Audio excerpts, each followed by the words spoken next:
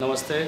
आज हमारे बीच शहर के जाने माने डॉक्टर अनिल शर्मा जी एडवोकेट हमारी जनता दरबार में उपस्थित हुए हैं, तो उनसे हम करेंगे कुछ चर्चाएं और जानेंगे राजनीति की बारीकियों के विषय में। नमस्कार। नमस्ते।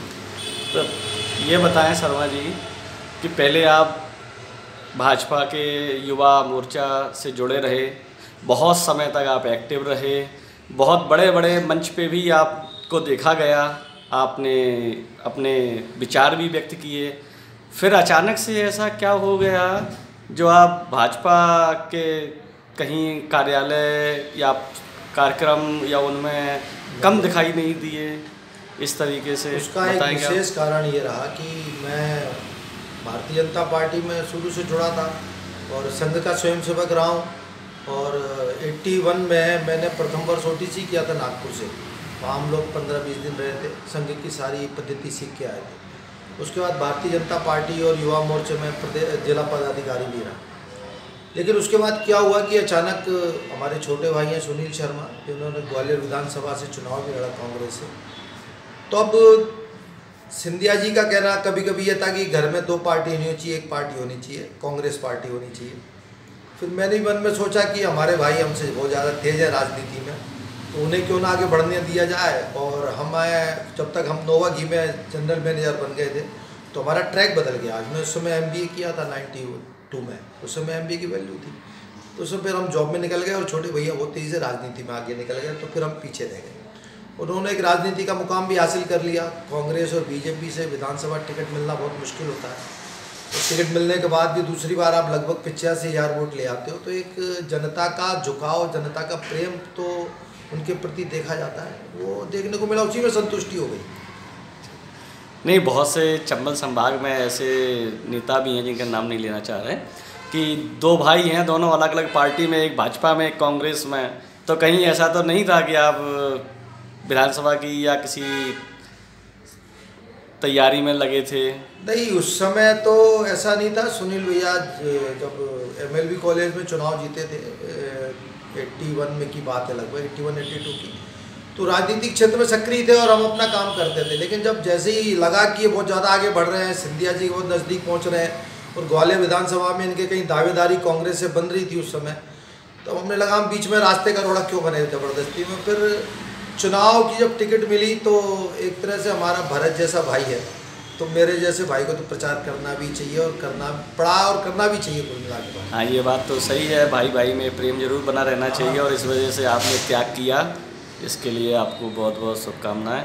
और ये कि जैसे आपके नाम के आगे डॉक्टर और नाम के पीछे जो एडवोकेट लगा है, तो ये जानना चाह रहे थे कि डॉक्टर मतलब कोई मेडिकल प्रैक्टिशनर या कुछ किस विधा में है आप? नहीं, क्या हुआ कि मैं इस चैनल के माध्यम से बच्चों को एक राय जरूर देना चाहता हूँ कि एम ऑफ लाइफ सेट होना चाहिए।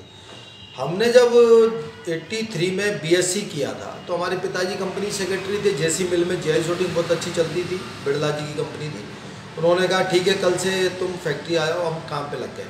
लेकिन हमें नहीं पता था कि बिरला ग्रुप की बहुत बड़ी फैक्ट्री बंद हो जाएगी, तो हम कहाँ जाएं। तो बड़ा संकट खड़ा हुआ। तो उस समय एम ऑफ लाइफ डिस्टर्ब हो गया, नहीं तो अब क्या करें, कोई टेक्सटाइल इंडस्ट्री ग्वालियर में नहीं थी। हम बॉम्बे जाएंगे इंटरव्यू देने, हमारा हो गया क्योंकि जेई शूटिंग का ठप्पा लगा था।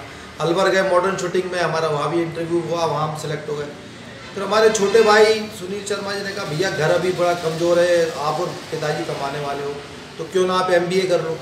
तो वो एंट्रांस एग्ज़ाम का फार्म प्रहलाद सिंह सिकरवार स्वर्गीय सरकार के साथ एंट्रांस फार्म ले आए थे और वो 974 बच्चों में हमारा 30 में नंबर आ गया था लकीली। तो उस समय BA की बड़ी वैल्यू थी, तो हमारा लाइफ साइकिल चेंज हो गया। फिर हमने MBA करके हम मालनपुरी के इंडस्ट्री में मैनेजर रहे, उसी बीच हमने LLB भी कर लिया, उसी बीच हमने PhD भी कर लिया मैनेजमेंट में। तो इस तरह लाइफ का ट्रैक काफ़ी बदलता गया पढ़ाई के मामले में। तो बच्चों को एम ऑफ लाइफ सेट करना चाहिए। अगर उन्हें मैनेजमेंट लाइन में जाए तो मैनेजमेंट लाइन में जाए, वकील बनना है तो वकील की लाइन में जाए, और इंजीनियर बनना है तो इंजीनियर की लाइन में जाए।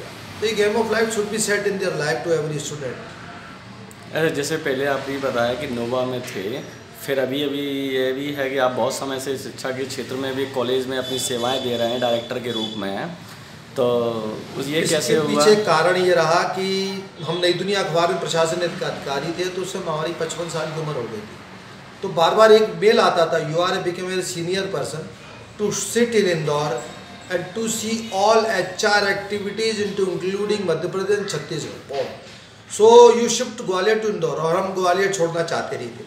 तब तक हमारी PhD हो गई।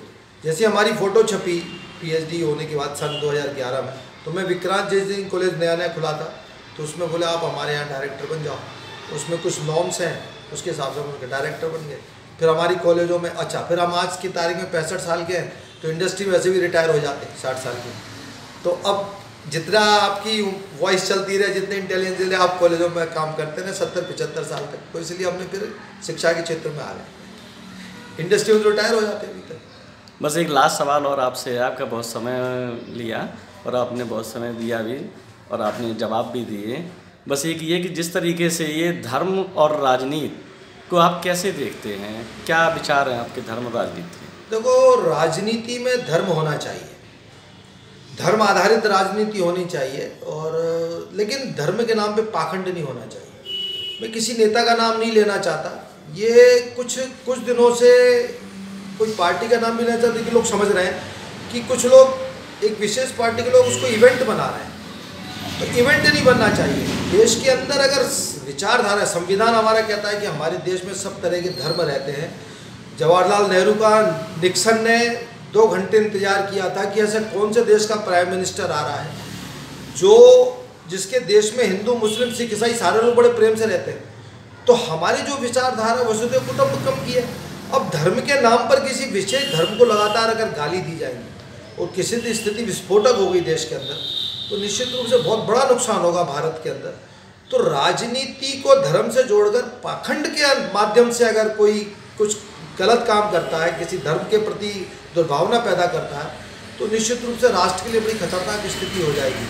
इसलिए सद्भाव और प्रेम भारत के अंदर पनपता रहे और देश की बुनियाद मजबूत होती रहे, इस बारे में सबको सोचना भी चाहिए। और धर्म को भी, धर्म ये नहीं कहता, धर्म कभी नहीं कहता कि, कभी कोई मज़हब नहीं कहता कि आपस में प्यार मत करो, आपस में प्यार करो। मज़हब सही कहता है कि कोई मज़हब ये नहीं कहता कि किसी मज़हब को गाली दो।